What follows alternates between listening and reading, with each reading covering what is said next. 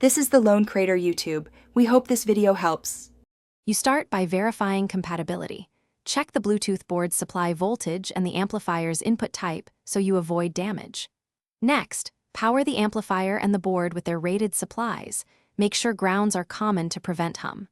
Once powered, enable pairing mode on the board and set the amplifier to the correct input channel. Make sure wires are short and tidy to reduce interference. This initial setup prevents most connection problems later. Now you connect the audio output to the amplifier input. Choose RCA or 3.5 mm and confirm left/right wiring so stereo stays correct. If the board outputs speaker level, use a proper line level converter to avoid overloading the amp.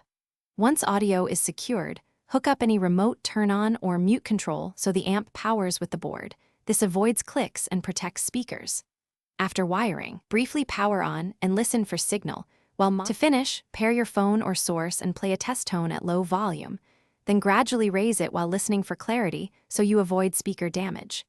If you hear hum or distortion, make sure ground connections are solid and reroute signal cables away from power lines.